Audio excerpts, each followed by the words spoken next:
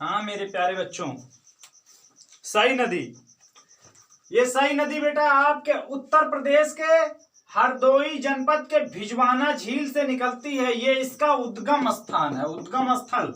तो अगर क्वेश्चन पूछे कि सई नदी का उद्गम कहाँ से होता है, सई नदी निकलती कहाँ से है, तो हरदोई जिले के भिजवाना झील से निकलती है। कहाँ से निकलती है? भिजवाना झील से। अब ये देखो किस किस जिले से होते हुए आ रही है, हरदोई, उन्नाव, लखनऊ, रायबरेली, प्रतापगढ़, जौनपुर, और उसके बाद जाके यहाँ पर ये जलालपुर राजघाट में गोमती नदी में मिल जाती है। जलालपुर राजघाट पहुंचकर वहां पर ये है जलालपुर का राजघाट, और ये आ रही है आपकी गोमती नदी। इसी गोमती नदी में जाके ये मिल जाती है। तो गोमती नदी की सहायक नदी भी है सई नदी। गोमती नदी की सहायक नदी क्या है? सई नदी। और अगर पूछे कि सई नदी किस नदी में जाके मिल जाती है, तो किसमें लिखोगे? गोमती नदी में। सई नदी किस किस जिले से होकर बहती है?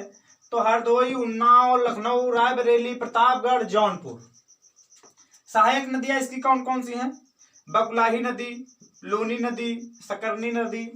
इधर नसीराबाद से होकर एक नदी बहती है, छोटे छोटे जो नाले हैं वो सब जाके आपके इसी सई नदी में मिलते हैं। हाँ, रामचरितमानस की बेटा बात कर लें, रामचरितमानस में भी इसका उल्लेख है।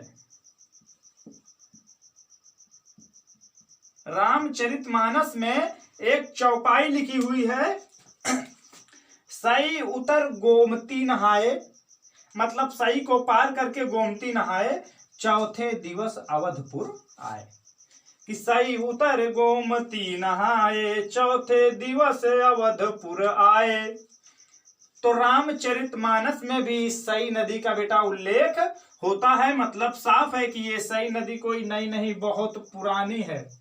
तो क्वेश्चन सिंपल सा पूछता है कि सई नदी की सहायक नदियां हैं, तो याद रख लो यही है, बकुलाही नदी, लोनी नदी, सकरनी नदी, ये नदियां हैं। बाकी और जो है वो नाले हैं। किस किस जिले से होकर बहती है? भिजवाना, हरदोई जनपद, उन्नाव, लखनऊ, रायबरेली, प्रतापगढ़, जौनपुर। हाँ, इसकी लंबाई की बात करें अगर, तो इसकी लंबाई कोई निश्चित नहीं है, 650 से 715 के बीच में कुछ भी हो सकती है, क्योंकि अभी तक बिल्कुल एक्चुअल, मतलब एक्चुअल किसी को नहीं पता है। ये क्वेश्चन पूछता भी नहीं है, इससे खैर कोई लेना देना नहीं। हाँ, कौन सी नदी है जो उत्तर प्रदेश से शुरू होती है, उत्तर प्रदेश में ही खत्म हो जाती है? तो सई नदी है। कौन सी नदी है? सई नदी। कौन सी नदी है बेटा? सई नदी। समझ में आया? अगर समझ में आया तो फिर चल